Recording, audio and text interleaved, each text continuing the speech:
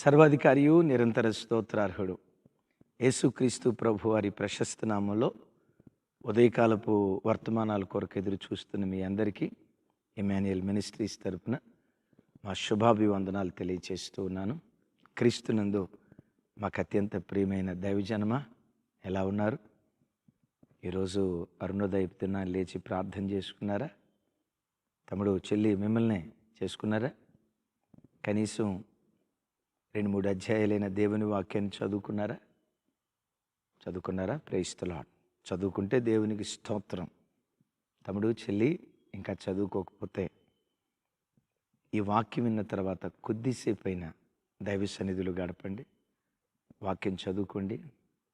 దేవుని తలుపు తట్టిన తర్వాతే, దేవుని గడప తొక్కిన తర్వాతే మీ గడప దాటి మీ ఉద్యోగాల నిమిత్తం, మీ వ్యాపారాల నిమిత్తం ప్రయాణమే వెళ్ళండి. దేవునితో మాట్లాడకుండా, దేవుని గడప తొక్కకుండా మీ గడప దాటి బయటకు వెళ్ళొద్దని మీ అన్నగా, మీ ఆత్మీయ సహోదరునిగా మిమ్మల్ని బ్రతువులను అడుగుకుంటూ ఉన్నాను. ప్రార్థన చేసుకోకపోతే తమ్ముడు ఈ వర్తమానం విన్న తర్వాత కొద్దిసేపు అయినా దైవ సన్నిధిలో ప్రార్థన చేసుకోగలరని ప్రేమతో మీ అందరినీ బ్రతువులను అడుగుకుంటూ ఉన్నాను. మంచిది. ఈరోజు బుధవారం కదా, ప్రతి బుధవారం సాయంత్రం 7 గంటల నుండి 9:30 వరకు ప్రత్యేకమైన బైబిల్ స్టడీ. అపోస్తుడైన పౌలు వారి సువార్త దండయాత్రలో నుండి ఒక దివ్యమైనటువంటి వర్తమానం. ఆటంకాలను వణిచి నీ పట్ల తన ఉద్దేశాన్ని, తన సంకల్పాన్ని నీ పట్ల నెరవేర్చుతాడని ఓ దివ్యమైన వర్తమానం. అలాగని వర్తమానమే మనకు ముఖ్యం కాదు. వర్తమానం కంటే 7 గంటలకు ప్రారంభించి అనేక విషయాల నిమిత్తం మనం ప్రార్థన చేయబోతున్నాం. నా మనవి, నా అభ్యర్థన, వారంలో ఒక్కరోజే ఈవినింగ్ టైం లైవ్ ఇచ్చేది. కుటుంబీకులు అందరూ ఉంటారు కదా, కుటుంబ సభ్యులందరూ కూర్చోవాలి అనే ఆలోచనతో సాయంత్రం ఈ లైవ్ ఇవ్వటం జరిగింది.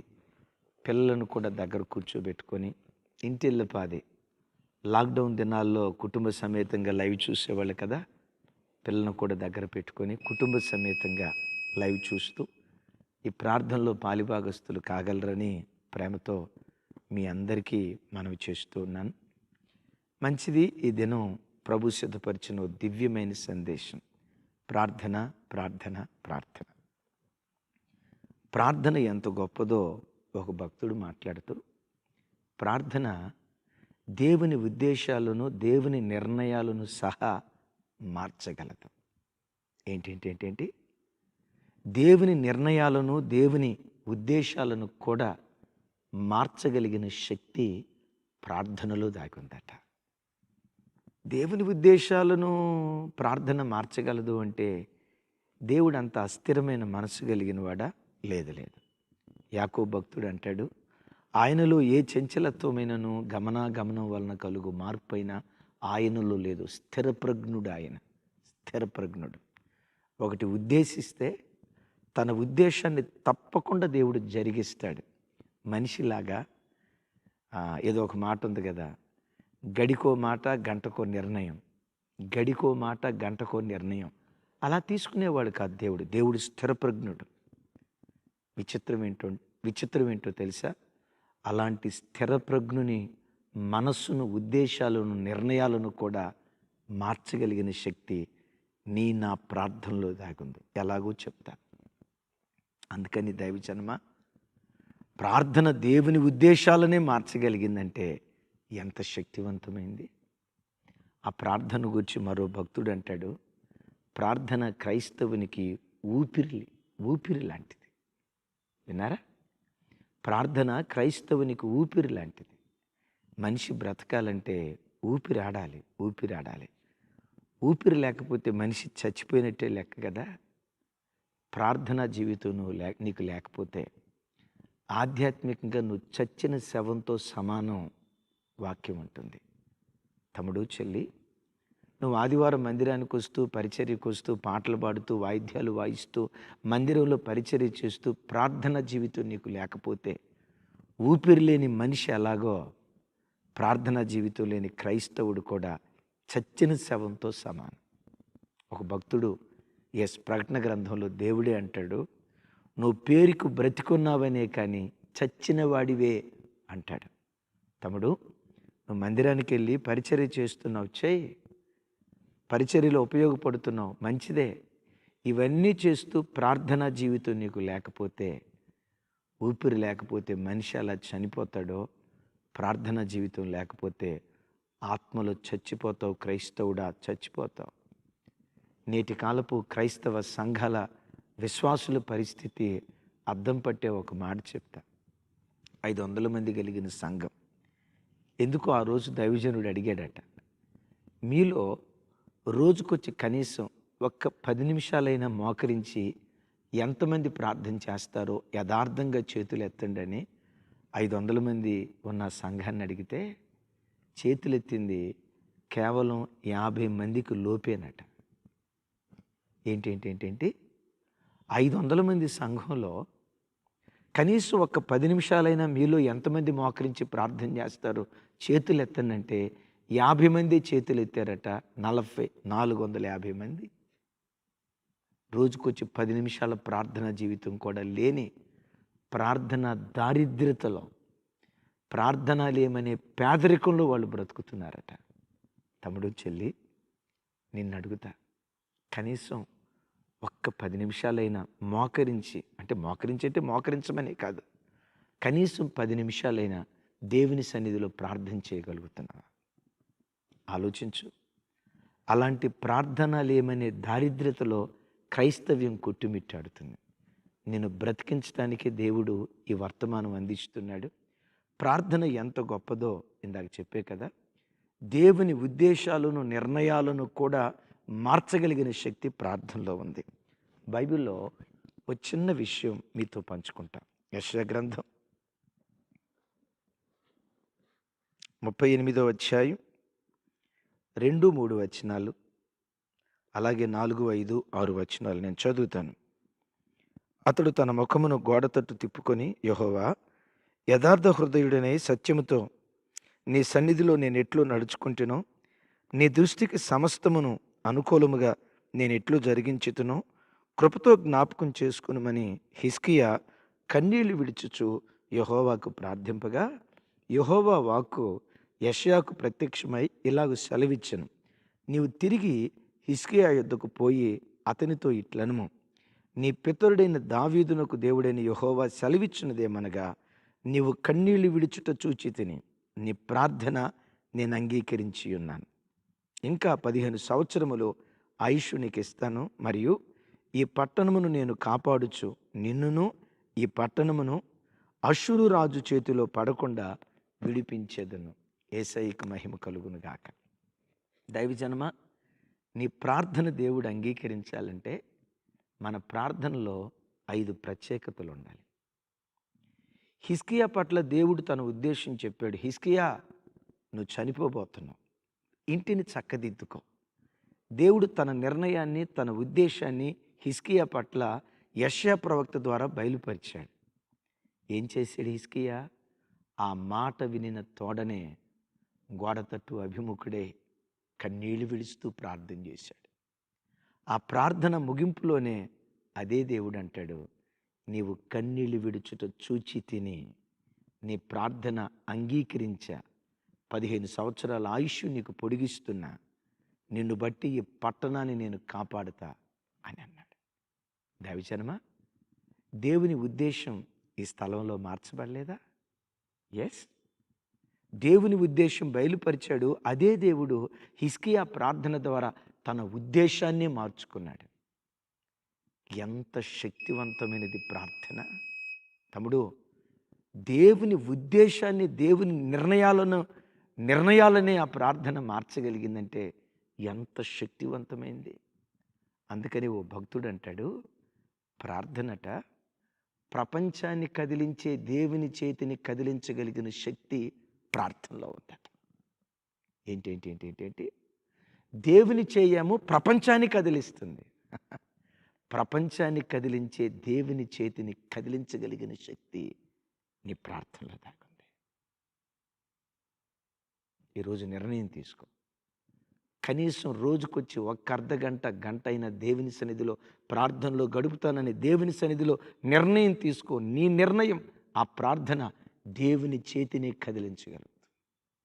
సరే, హిజ్కియా ప్రార్థన అంగీకరించడానికి ఆ ప్రార్థనలో ఉన్న 5 ప్రత్యేకతలు. నంబర్ 1, నీవు కన్నీళ్లు విడిచుట చూచి తిని నీ ప్రార్థన నేను అంగీకరించి తిని అన్నాడు. దీని అర్థం ఏంటో తెలుసా? కన్నీళ్లతో చేసే ప్రార్థన దేవుని మనస్సును కరిగిస్తుంది, దేవుని మనస్సును కరిగిస్తుంది. తమ్ముడు, చెల్లి, ఎప్పుడు మోకరించిన పెదాలతో ప్రార్థన చేయకు, హృదయంతో ప్రార్థించే. అరుపులతో, కేకలతో, శబ్దాలతో చేసే ప్రార్థన కంటే హృదయపు భారంతో, మూలుగులతో చేసే ప్రార్థన దేవుని హృదయాన్ని కదిలిస్తుంది. ఒక భక్తుడు ఎప్పుడు ఇలా అంటాడు, యేసయ్యకి ఎలాంటి ముఖం దేవునికి అందంగా కనపడిద్దో తెలుసా? కన్నీళ్లతో తడపబడిన ముఖం దేవునికి బహు అందంగా కనపడిద్దట. ఫేషియల్ చేయించుకున్న ముఖం కంటే, ఐబ్రోస్ కటింగ్ చేయించుకున్న ముఖం కంటే, ఎర్రగా నాజుగ్గా ఉన్న ముఖం కంటే, కోలముఖంగా ఉన్న ముఖం కంటే యేసయ్యకు ఏ ముఖం అందంగా కనపడిద్దో తెలుసా? కన్నీళ్లతో తడపబడిన ముఖం. కన్నీళ్లతో తడపబడిన ముఖం. తమ్ముడా, దేవుని మనస్సు గెలుచుకున్నట్లుగా, దేవుని నిర్ణయాలను మార్చగలిగినట్లుగా అడుగుతావు ఒక మాట, కన్నీళ్లతో నా ముఖం తడపబడాలి ప్రభువా. అలా తడపబడి ప్రార్థన చేస్తే దేవుని మనస్సు మారిద్దా? ఎస్. పరిశుద్ధ గ్రంథమైన బైబిల్లో నినివే పట్టణం మీద దేవుడు తన ఉద్దేశాన్ని చాటి చెప్పాడు, మరో 40 రోజుల్లో నాశనం చేస్తానని. అదే దేవుడు తన మనస్సు మార్చుకొని ఆ పట్టణాన్ని క్షమించి ఆశీర్వదించాడు. దేన్ని బట్టి? ఎస్, రాజు మొదలుకొని పశువుల వరకు ఉపవసించి దేవుని సన్నిధిలో కన్నీళ్లు విడుస్తూ ప్రార్థన చేస్తే ఆ కన్నీటి ప్రార్థనకు దేవుని హృదయమే కరిగిపోయింది. దేవుని హృదయమే కరిగిపోయింది. తమ్ముడు, చెల్లి, కన్నీళ్లు విడుస్తూ ప్రార్థన చేయి. నీ ఇంటి మీద ఉన్న శాపం, నీ ఇంటి మీద ఉన్న మరణం, నీ ఇంటి నిలబడి చేస్తున్న మరణపు దోత యేసు నామములో పాతాళములో త్రొక్కివేయబడును గాక. రెండవది, హిజ్కియా ప్రార్థనలో ఉన్న రెండవ ప్రత్యేకం, నువ్వు చనిపోతావు, దేవుడు నీతో ఈ మాట చెప్పమన్నాడు అని యెషయా ప్రవక్త ప్రవచించి ప్రకటించి అలా వెళ్ళాడో లేదో, హిజ్కియా వెంటనే చేసింది ఏంటో తెలుసా? దేవుని సన్నిధిలో మోకరించి గోడ తట్టు అభిముఖుడై, యెహోవా, యథార్థ హృదయుడనై సత్యముతో నీ సన్నిధిలో నేనెట్లు నడుచుకుంటునో కృపతో జ్ఞాపకం చేసుకొని ఏడ్చాడు కదా. దైవజనమ, వెంటనే తను దేవుని సన్నిధిలో మోకరించాడు. హిజ్కియా ఎరిగిందేంటో తెలుసా? నా సమస్యకు పరిష్కారం నా దేవుని దగ్గరే దొరుకుతుందని మొదట దేవుని సన్నిధిలో మోకరించాడు. చాలాసార్లు మన జీవితంలో మనకు సమస్యలు ఎదురైనప్పుడు దైవజనమ మనం చేసే పొరపాటు ఏంటో తెలుసా? మానవ రీతిగా ఎవరెవరి దగ్గరికి వెళ్ళాలో, ఎవరెవరిని ఆశ్రయించాలో, ఎవరెవరిని బ్రతిమలాడుకోవాలో వాళ్ళందరినీ బ్రతిమలాడుకున్న తర్వాత, మానవ ప్రయత్నాలు విఫలమైన తర్వాత అప్పుడు దేవుని సన్నిధిలో మోకరించి, సిలువే నా శరణమాయనురా, నమ్మి మనుషులను నమ్మి ఈ పాటలు పాడుకుంటూ ఉంటాం. మానవ ప్రయత్నాలన్నీ చేసి అవి విఫలమైన తర్వాత అప్పుడు దేవుని దగ్గరికి వస్తాం. నేర్చుకో ఒక పాఠం, జీవితంలో ఎప్పుడు ఏ సమస్య ఎదురైనా మొట్టమొదట దేవుని పాదాల చెంత మోకరించి నీ సమస్య దేవునికి చెప్పిన తర్వాతే లోకంలో ఏ మనిషికైనా చెప్పు. అలా నువ్వు చేయగలిగితే నీ ప్రార్థన దేవుని సన్నిధికి ధూపంలాగా చేరుతుంది. చూడండి, ఎస్తేర్ గ్రంథం 4వ అధ్యాయం 1వ వచనం.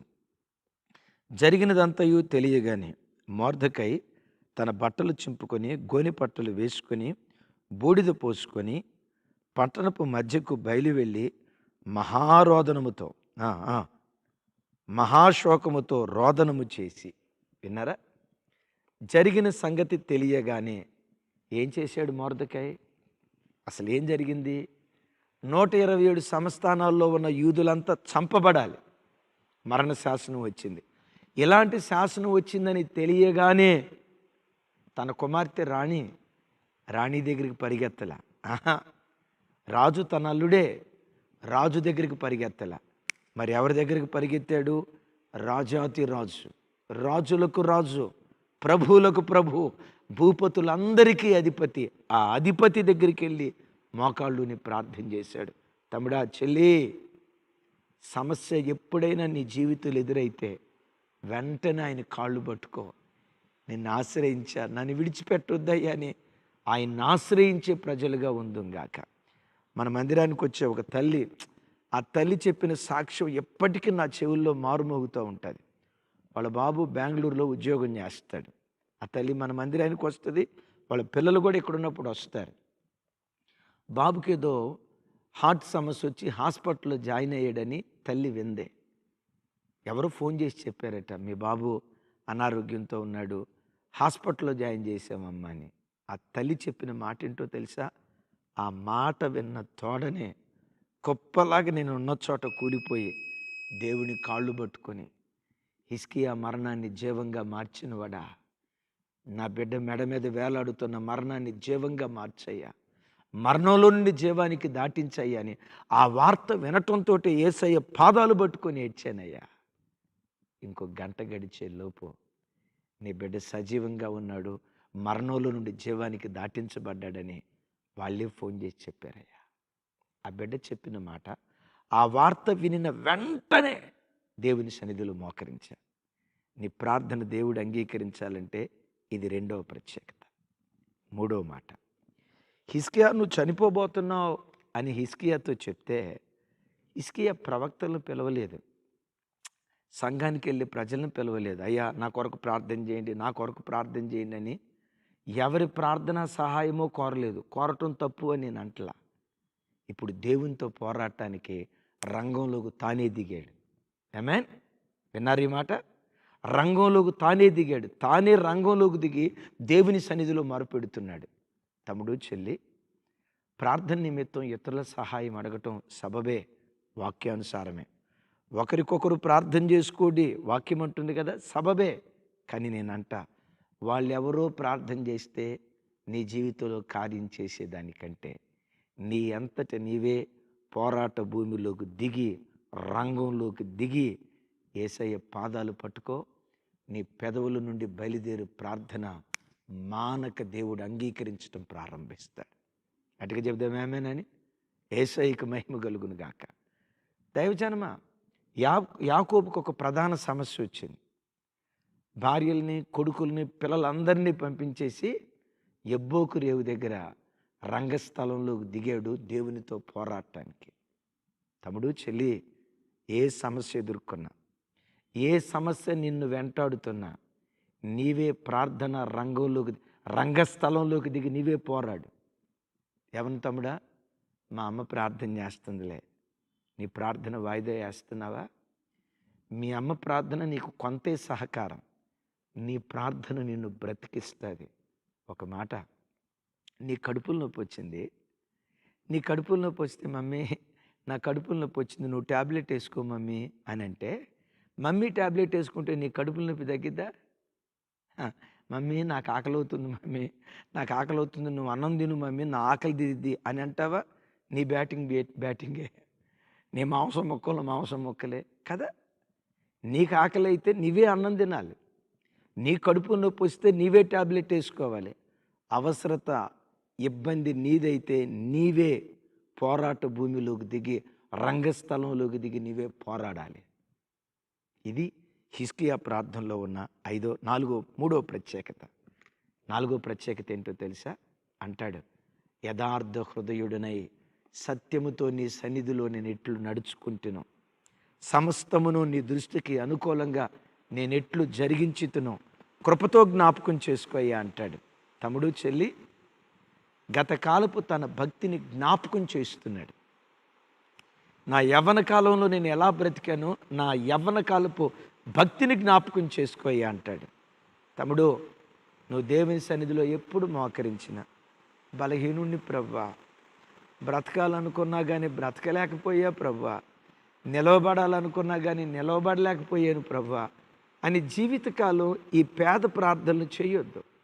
దేవుని సన్నిధిలో మోకరించినప్పుడు నీ మనస్సాక్షి నీకు ఎలాంటి ధైర్యం ఇవ్వాలో తెలుసా?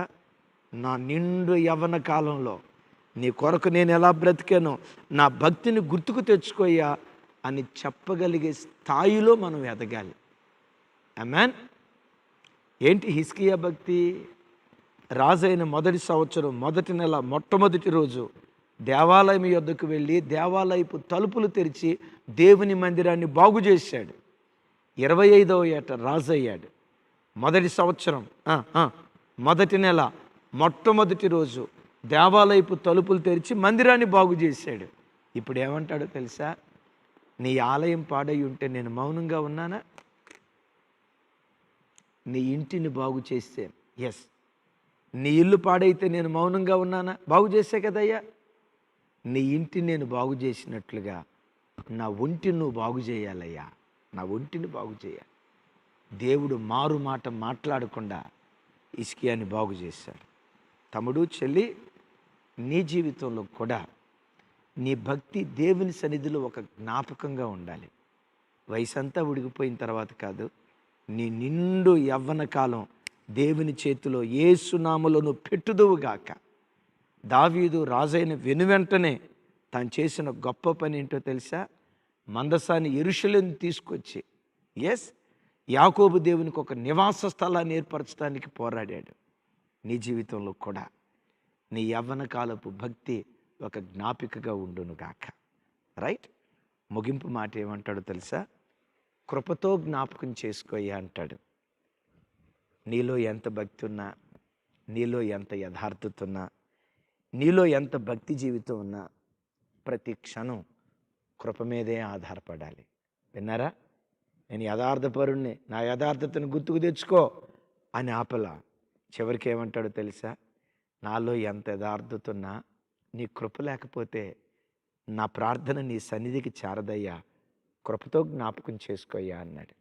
దైవజనమా, కృప అయోగ్యుని యోగ్యునిగా మార్చేది. ఆమేన్. అనర్హుని అర్హునిగా చేసేది కృప. కృప కృప. నీ ప్రతి ప్రార్థనలో కృపను జోడించు, కృపను జోడించు, కృపను జోడించు. ఈ 5 శ్రేష్టమైన లక్షణాలు, అనుభవాలు హిజ్కియా ప్రార్థనలో ఉన్నాయి గనుకే అద్భుతం. ఆ ప్రార్థన ఏం చేసిందో తెలుసా? హిజ్కియాకు 15 సంవత్సరాల ఆయుష్ ఇచ్చింది. నన్ను బ్రతికించు అని ప్రార్థన చేస్తే దేవుడు ఏమన్నారో తెలుసా? హిజ్కియా, నిన్ను బ్రతికిస్తా. నేను బ్రతికించడం మాత్రమే కాదు, నిన్ను బట్టి యెరూషలేము పట్టణాన్ని నేను బ్రతికిస్తా, ప్రజలను బ్రతికిస్తా, ఈ పట్టణాన్ని నేను కాపాడతా. నన్ను బ్రతికించయ్యా అంటే నిన్ను బ్రతికిస్తా, పట్టణాన్ని బ్రతికిస్తా అన్నాడు. ఎందుకన్నాడో తెలుసా? ఈ దేవుడు అడుగు వాటికంటే, ఊహించు వాటికంటే అత్యధికంగా కార్యాలు చేయగలిగిన వాడు.